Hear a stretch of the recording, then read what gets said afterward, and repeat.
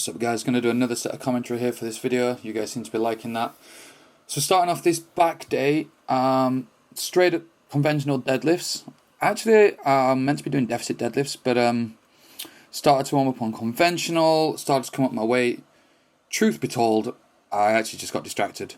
So I did a few sets of conventional deadlifts.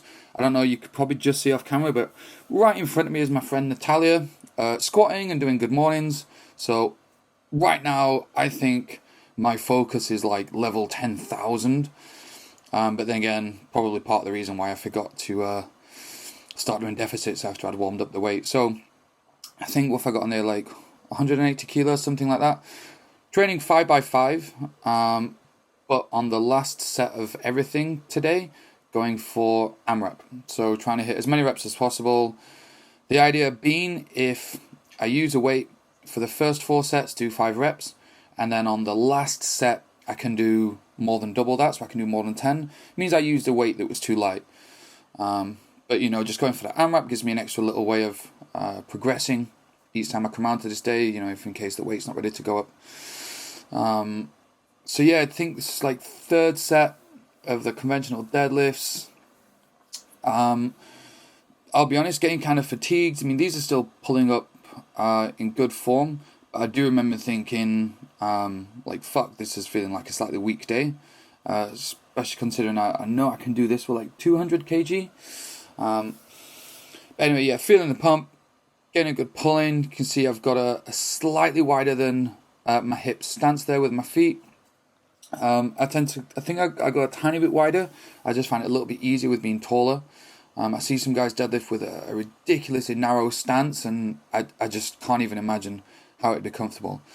Anyway, I still remember that I'm meant to be doing deficits, so jump on some plates, take the weight down.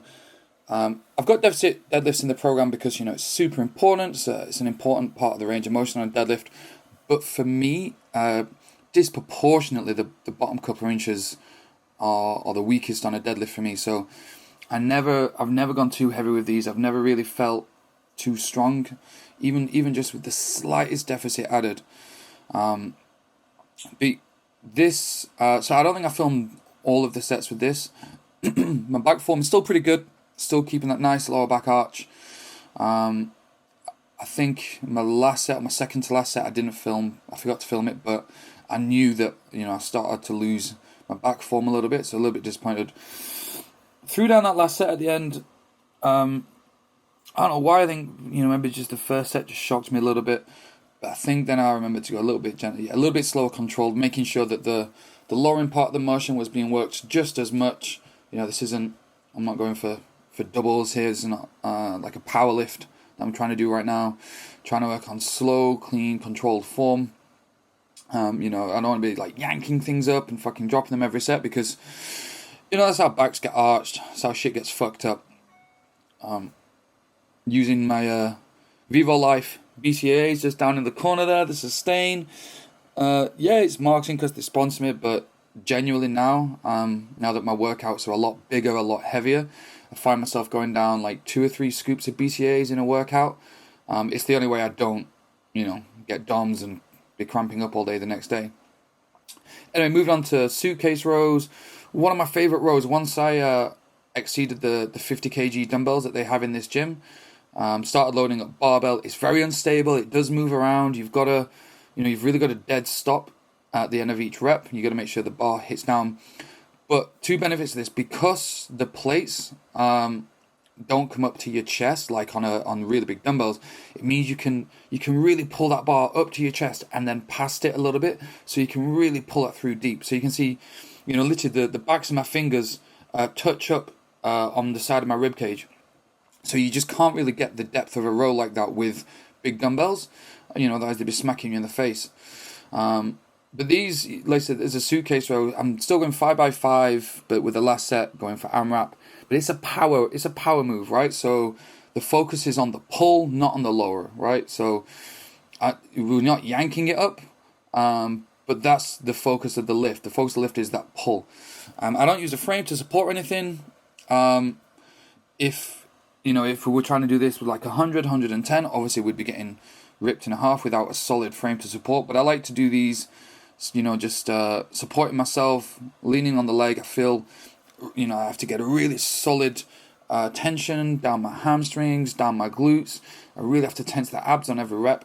And when I've tried to do these with a bench for support instead, I noticed that I wasn't really incentivized to keep everything, all my bases solid. So that's why I like to do these just freestanding over on the platform.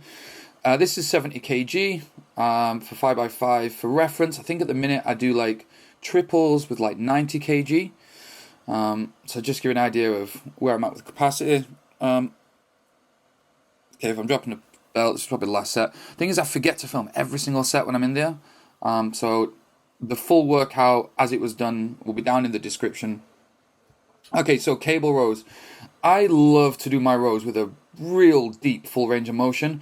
I don't use these as a small bodybuilder, isolated, you know, lat workout. For me, this is a full back workout. You know, my rear delts are always burning at the end of these. So again, 5x5 and then AMRAP on the last one. The last set I got like 12 reps, so I was probably using a little bit too light. But yeah, I do love seated cable rows. Over onto lat pull down. You know, probably one of my weakest lats, my weakest exercises. If I'm honest, my lats aren't great. You know, I struggle with pull-ups still, coming up to, well, I've gone past a year and a half lifting, and pull-ups are still weak for me. But yeah, and then bicep curls. I don't film all these sets. I find it possibly the most boring exercise in the workout. But yeah, lots of conditioning on the biceps, still important. So that was the back workout, guys. 5x5, but on the last set of each exercise, going for AMRAP. Full workout will be down in the description if you want to have a go at it.